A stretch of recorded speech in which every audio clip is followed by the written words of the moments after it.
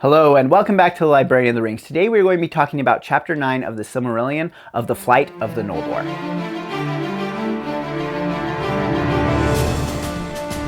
Welcome back, my name is Ben, I'm the Librarian. I hope you're ready to dive into Chapter 9 of the Silmarillion. Now this chapter is the longest chapter that we have yet to encounter in the Silmarillion, and there is a lot into it. Now because it is longer, there's more detail, there's more narrative, so there isn't as much packed into each page, but because it's so long, there are a lot of events that we're going to cover. So as always, we're going to start off talking about some vocabulary that's either new or that you need to remember in order for some of this to make sense. And as we've gone further into the Silmarillion, there's been less vocabulary that we've had to go over each time as we become more and more familiar with a lot of the terms. So we just have a few today. Then we're going to dive into the major characters. We're going to talk about who the major characters are in this portion of the story. And then we're going to dive into the major events, which is the meat of today's video, is the major events that happen here, because there are a lot of really important events that are going to set up a lot of the rest of the story. And lastly, we'll wrap this up by talking about the major themes that are present in this chapter. All right, let's dive in and talk about some vocabulary. First up, we have a couple of geography words. Now, a lot of times we won't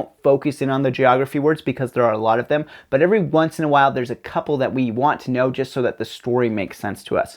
And the first one is the Helcaraxa. Now, if you've noticed, I often wear this shirt that says, "I survived the crossing of the Helcaraxa," and this is what this is referencing. The Helcaraxa is the place where the continent of Aman and the continent of Middle-earth come close together. There's some straits there. Similar, I like to think of it as like the Bering Strait, but here they are frozen, and so Helcaraxa is the grinding ice. This ice masses are just grinding together. So while technically you can pass from Aman to Middle-earth on foot, it's not really advisable. The second geography word is Angband. Angband, you may remember from before, is Morgoth's fortress in the north. This is where Sauron was captain before. And so Morgoth has this fortress in the north. It's been destroyed, but there are still remnants there of his fortress and also of some of his creatures. Which brings us to our next vocabulary word, which is going to be Balrogs. Now, Balrogs you will know from the Lord of the Rings, and we've encountered them just briefly before in the Silmarillion, but the Balrogs are Maiar. They are spiritual beings of fire who have followed Morgoth, and they've become demons of flame and shadow. And remember from the Lord of the Rings that this is who kills Gandalf, and Gandalf also kills the Balrog.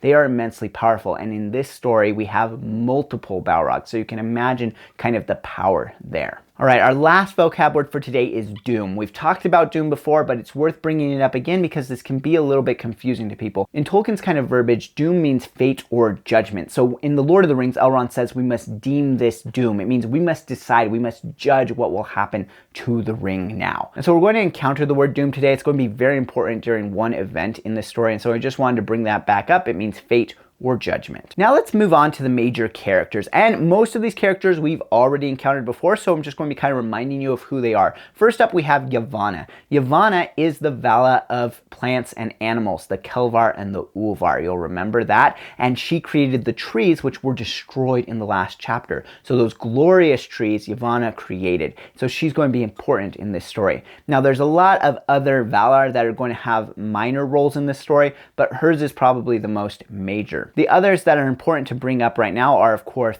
Melkor / Morgoth. He's going to be renamed in this chapter. That's going to be important. So he's going to be called Melkor at the beginning, and partway through he's going to be renamed to Morgoth, and from here on out he's going to be known as Morgoth. So remember, he is the big bad guy. He is Sauron's boss from the Lord of the Rings, and he basically is causing all of the bad stuff that happens in this story. We also have Mandos. Mandos is the doomsman of the Valar. He speaks the doom for them.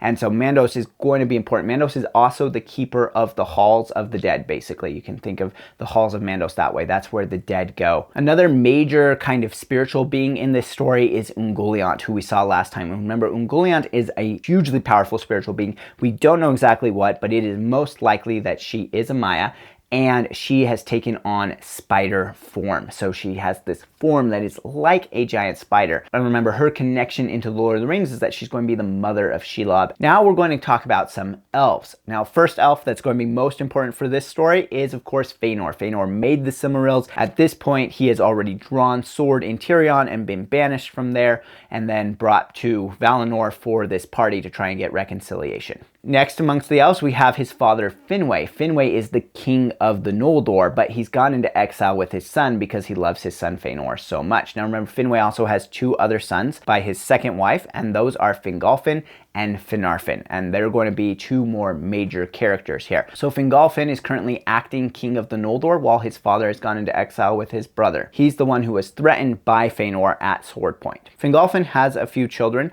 The ones that are important here are Fingon and Turgon. Now Fingon's going to play a more important role in this story, but Turgon is going to play a really important role in the story in the long haul, particularly in the story of Gondolin. And so we're going to keep track of Turgon, even though in this chapter he's not going to do a whole lot. Now Finarfin also has children. They are going to play really important roles. His most important children are Finrod and Galadriel. And Galadriel, of course, you will know from The Lord of the Rings. This is the same Galadriel. Now one of his sons, Finrod, is going to be a more important character in the Silmarillion overall, so we want to keep track of them. He has several other children, but those are the two that are most important. And lastly for today, we have the elf Olwe. Now Olwe we've encountered before. He is the leader of the Teleri right now, because his brother Elwë disappeared and stayed in Middle-earth. You'll remember that story about Thingol and Melian. Thingol was Elwë. Elwë's brother was Olwe. He became the leader of the Teleri, and he's going to be important in this story towards the end. Okay, that's it for major characters. There are quite a few this time as we're trying to keep track of a couple of different kind of plot threads here,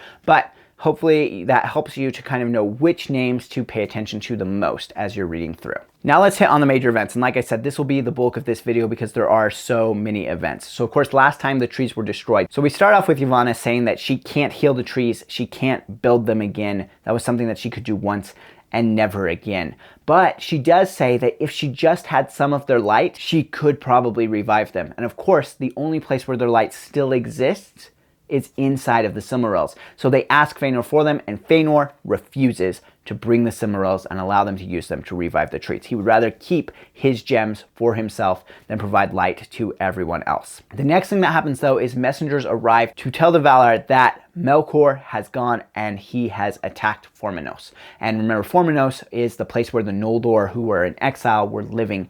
They have amassed their gems there. That's where the Silmarils are kept, and Finwë was there. So when Morgoth came, he killed Finwë. He took all of the gems, including the Silmarils. So at this point, we have a really important moment that's part of this, and this is Feanor renaming Melkor.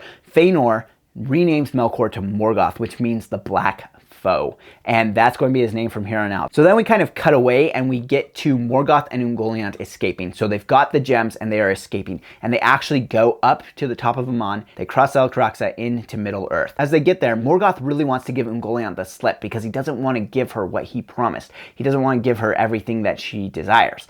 So he tries to get away, but he can't get away from Ungoliant. She's become too powerful because of the power that he has fed into her. So Ungoliant says, "Give me what I wanted," and he starts to give her all of the gems from Formenos, and she eats them all. But in one hand, he keeps the Silmarils back. And of course, he had promised to give Ungoliant whatever she wanted with both hands. And so she calls him out on this. And she's going to take the Silmarils from him. But at this point, Melkor basically gives a giant scream. And over in Angband, the Balrogs hear him and they come running to save him. They beat back Ungoliant, but she escapes from them. But she doesn't get the Silmarils. So our next event is that Ungoliant, in her escape, she goes away and she finds other giant beasts that are like spiders, and she mates with them. This is important because it's ultimately going to lead to Shelob and the Mirkwood spiders being her descendants. But after that, Ungoliant just disappears from the story. We don't see her anymore. It's likely that she consumed herself. So then we cut back to Morgoth, who is rebuilding Angband. And as he rebuilds Angband, he's also rebuilding his armies. And he begins to build strength in Balrogs, other creatures, and also in orcs. The orcs that he's made are now being brought together. They're multiplying and becoming this giant force. While he's doing that, he also begins to work on some of his craft. Remember that Melkor was a smith. He was somebody who could make things, and he taught others to make things.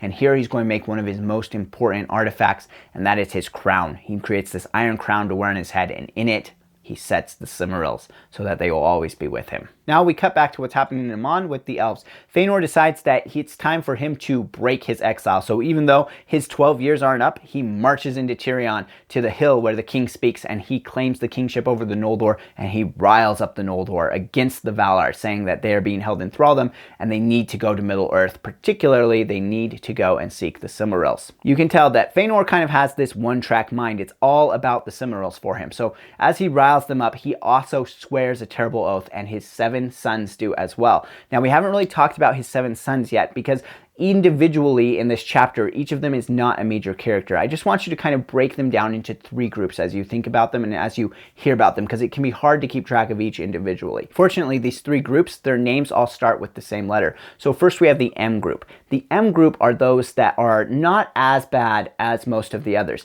They will actually have heroic moments throughout the story. They will actually do some things that might be good throughout the story. That's the M group. Those are his oldest sons. Then you have his middle sons. His middle sons are the C group. And the C group is bad. They basically inherited the worst of their father's personality, and they are basically just going to do the worst things and cause lots of trouble throughout the story. And lastly, we have the A group. And the A group are the 2 twins, and they're basically irrelevant to the whole story. They don't really do much. They just kind of show up when all the sons show up, so don't worry too much about them. But Feanor and all 7 of his sons swear this terrible oath. It's called the Oath of Feanor, and it is that they will pursue anyone, no matter who they are, if they try and keep a Silmaril from them. And so it's basically, until the end of their lives, they will pursue the Silmarils. And this oath is going to drive most of the major events that happen in the story from here on out. And the first thing that drives them to do is the next major event. The Noldor set out to go to Middle-earth. They set out in a company, and they're basically in 2 companies. Feanor and his people are coming first, and then Fingolfin and his people are coming after, along with Finarfin and his people. So basically, all 3 sons of Finwë and their people are leaving. Now, there are a few Noldor that stay behind, but the vast majority of them are going with Feanor to try and get to Middle-earth. Now, as they are leaving, they're going to encounter a messenger from Manwë. So Manwë will not stop them, but he does send a messenger to say, hey, you shouldn't do this. I encourage you to turn back, everyone except Feanor. Feanor is banished from Aman forever because of the terrible oath that he has sworn. But as a group, the Noldor choose not to listen to this messenger, and they continue on their way. As they're going, Feanor decides that they're going too slow. They need to be able to move faster, and they need to be able to get to Middle-earth. So he knows that the Teleri have these wonderful boats that they've made,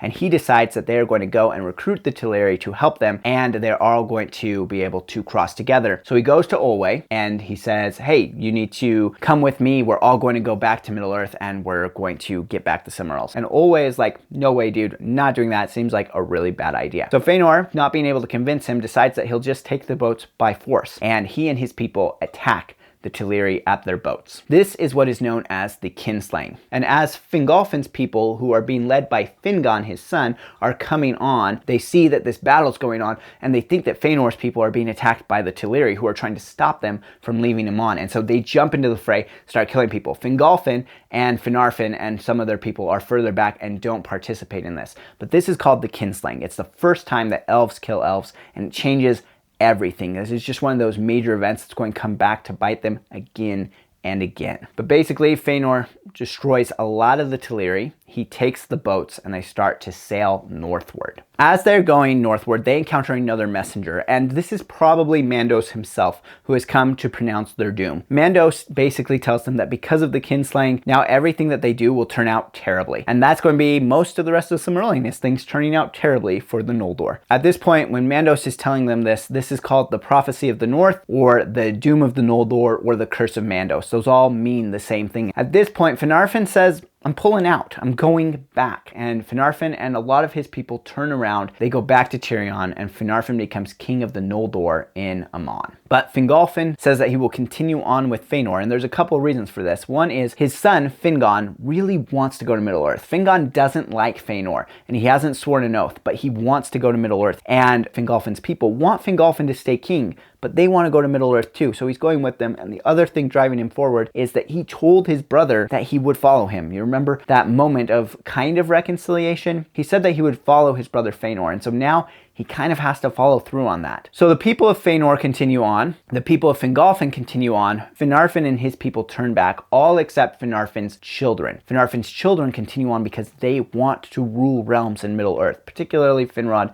and Galadriel, even though they don't like Feanor. So at this point, they're moving northward, and they have the boats. Feanor's people primarily have the boats, and Fingolfin's people are marching along the shore. And Feanor realizes that there aren't enough boats to carry everybody, and so he basically just says, like, hey, we're just going to go across here where the ocean is not as wide, and we're going to Middle-earth. And so he just cuts across. And when they get there, instead of sending these boats, which are, remember, the boats that the Teleri made, they're the greatest works that they have ever created. Instead of sending them back to pick up Fingolfin and his people, Feanor sets the boats on fire. So he's basically led all of these people all the way into the north, up towards the Helcaraxa. Then he just abandons them. And Fingolfin, across the ocean, can see the boats burn, and he knows he's been betrayed, and he knows that Feanor's not coming back for him. But they're driven forward. They don't feel like they can return to Tirion and to Valinor, and so they continue on. And Fingolfin and his people, in an act of true craziness, cross the Helcaraxa. The Helcaraxa takes them many, many years to cross. They lose many people as they just cross this frozen wasteland of grinding ice. But eventually, they do make it to Middle-earth. So that is the basics of the story in this chapter. Again, there's a lot going on there. If you have to read it a couple times, that's totally fine. These are some major, major events going on here. The kinslaying, the burning of the boats, the Oath of Feanor, all of this really important to the rest of the story. So now let's talk about some of the major themes that we see present here. The first one is this idea that there are some works that can only be done once. The lamps could only be made once, the trees could only be made once, the Silmarils could only be made once, the boats of the Teleri could only be made once. It's this idea that sometimes there's a creative work that can just be done once and never again. Next, we return to the theme of free will and thraldom, and this idea that are the Valar keeping the elves in thraldom, or do the elves have free will? Well, clearly they do have free will. They're able to make choices counter to what the Valar wish them to do here. But we're going to continue to kind of see this theme throughout. Next is the idea of hoarding. So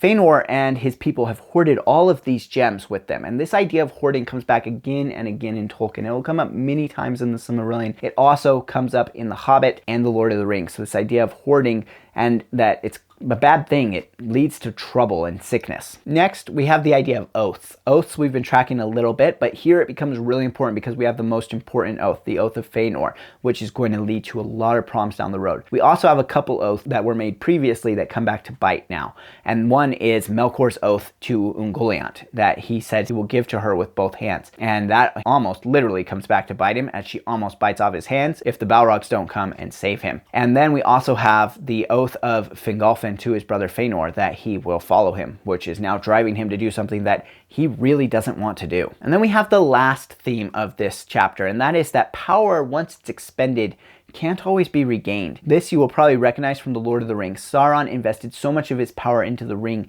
he couldn't regain it without having the ring there. In this chapter, Morgoth has invested his power into Ungoliant to make her stronger, which ultimately leads to a big threat to himself, and he can't regain that power. Morgoth is also never going to be able to change his form again. He's now stuck in this Dark Lord form. He won't be able to do that because he's expended so much of his power into the things that he's made. And that's going to do it for the major themes in this, and we'll wrap up chapter 9 of the Flight of the Noldor. If you have any questions, make sure that you go down and drop them in the comment section below, and I will do my best to answer them. Until next time, farewell wherever you fare. May your Eries receive you at your journey's end.